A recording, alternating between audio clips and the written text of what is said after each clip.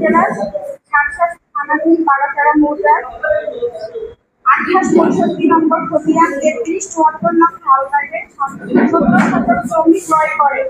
সেখানে মেসার্স প্রক্রিয়া ইনস্টিটিউশন নামে একটি ফার্ম স্থাপন করে ব্যবসা পরিচালনা করে আসছিলেন। 2022 সালে আমার পিতা মৃত্যুবরণ করেন। পরবর্তীতে 2023 সাল হতে কিছু বিবাদী আনোয়ার হোসেন ওরফে আইনাল হোসেন, জামাল হোসেন, ইব্রাহিম হোসেন, মোহাম্মদ মাসুদ, মোহাম্মদ সোহাগ তাদের অজ্ঞাত আরো 12-13 জন উচ্চ জমি পাম দখল করার অপচেষ্টা করতে থাকে। বিভিন্ন সময়ে তারা আমাদের হয়রানি করেছে, এমনকি দখলও করেছে আমাদের পাম। আমরা এ ব্যাপারে আইনগত পদক্ষেপ গ্রহণ করেছি, কিন্তু সর্বশেষ 19 সেপ্টেম্বর 2025 তারিখে ভোর আনুমানিক 5:45 বিবাদীরা আমাদের ফিল্ম স্টেশনের গেটে হামলা চালিয়ে জোরপূর্বক প্রবেশ করে তারা আমাদের পাম্প ম্যানেজার আশরাফ আলী, পিতা কলিমুদ্দিন,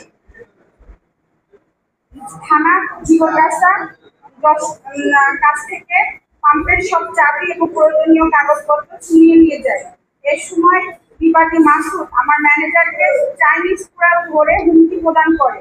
পরবর্তীতে ম্যানেজারের সাথে তর্কাতর্কি হলে চাবি কেড়ে নিয়ে তাকে বের করে দেয় পাম্প থেকে। বর্তমানে আমাদের পাম্পের 40 লক্ষ টাকার তেল ছিল ঝুঁকির ভিতরে। ঘটনা স্থানীয় গণ্যমান্য ব্যক্তি, পাম্প মালিক সমিতি দ্বারা অব্যাহতি হলে প্রশাসন আমাদের সাহায্য করে এখান থেকে বের করে নিয়ে আসে। তাদের আদেশক্রমে আমি থানায় লিখিত অভিযোগ দায়ের করি। প্রশাসন আমাদের সাহায্য করেছে, কিন্তু এই চক্রটি বারবারই আমাদেরকে হেনস্থা করে, ভয়ভীতি দেখায়, আমাদেরকে মেরে ফেলবে, পুঁতে রাখবে। বিএনপির স্থানীয় নেতৃবৃন্দ সহ আমি প্রশাসনের সহায়তা কামনা করছি।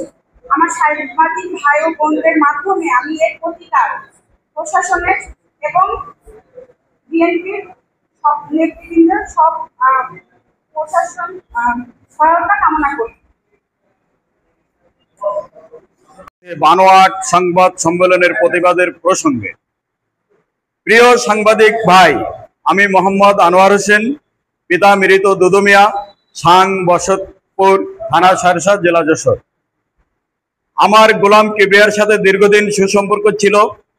গোলাম কিবরিয়া গত 6/4/1999 সালে 19/11/99 নম্বর রেজিস্ট্রি কবলা দলিল মূলে মেসার্স কিবরিয়া ফিলিং স্টেশনের জমি আমার নিকট হস্তান্তর করে। তার সাবেক দাগ 2865 ও হাল দাগ 3374, মিটিশন নাম্বার 4564 এবং জমির পরিমাণ 17 শতক। জমির মালিক আমি মোহাম্মদ আনোয়ার হোসেন। দীর্ঘদিন যাবৎ অতি সুনামের সহিত পাম্পের ব্যবসা পরিচালনা করি শান্তিপূর্ণভাবে। গোলাম কিবরিয়া 2012 থেকে 13 সালে আর্থিক সংকটে পড়ে বিভিন্ন ব্যাংকে দায় দেনা হয়। তখন আমার কাছে আর্থিক সহযোগিতা চায়। আমার কাছে নগদ টাকা না থাকায় আমার ছোট ভাই জামাল হোসেনের নিকট থেকে নগদ 1,20,00,000 টাকা নিয়ে গোলাম কিবরিয়াকে নগদ প্রদান করি এবং লিখিত অঙ্গীকারনামা করে নেই। তার কপি সংযুক্ত আছে। তারপর থেকে আমি পাম্পটি এককভাবে পরিচালনা করি 2025 সাল এপ্রিল মাস পর্যন্ত। এর মধ্যে 1/6/2022 তারিখে গোলাম কিবরিয়া মারা যায়। মৃত গোলাম কিবরিয়ার নামে লাইসেন্স থাকায় তার ওয়ারিশগণ এবং আমলিকের দোসররা 2/11/2024 তারিখে পাম্পে হামলা চালায় এবং খুলনায় আমলিকের দোসরদের সহযোগিতায় খুলনা ডিপো থেকে তেল উত্তোলন বন্ধ করে দেয়। তখন আমি তাদের নামে মামলা করি, মামলা নাম্বার 12/50/2024, এবং তেলের ব্যবসা বন্ধ করে রাখি এবং জমি আমি দখলে রাখি। 15 ডিসেম্বর 2024 ঘটনা উল্লেখ করে 13ই মে 2025 তারিখে মিথ্যা মানহাট, অপহরণ, ডাকাতি, চাঁদাবাজি মামলায় আমাকে গ্রেফতার করে। গ্রেফতার হওয়ার পরেই ওই সুযোগে পাম্পটি দখল করে নেয়। আমি জামিনে মুক্ত হয়ে 19/9/2025 তারিখে জমিতে যাই এবং পরে পুলিশ এসে দুই পক্ষকে বাগাচারা পুলিশ ফাঁড়িতে ডাকে। যাওয়ার পর উভয়ের জমির কাগজপত্র দেখে বলে যে আপনারা কেউ আপাতত পাম্পে যাবেন না, যার দলিল যাচাই বাছাই করে সঠিক পাবো সে জমিতে থাকবে। ওইখানে বিএনপিকে অকথ্য ভাষায় গালাগালি করে তারা এবং এই আওয়ামী লীগের সাথে রাজনীতির জড়িত, তাই বিএনপির সুনাম ক্ষুণ্ণ করার জন্য বারবার বিএনপি দলের নাম উল্লেখ করেছে।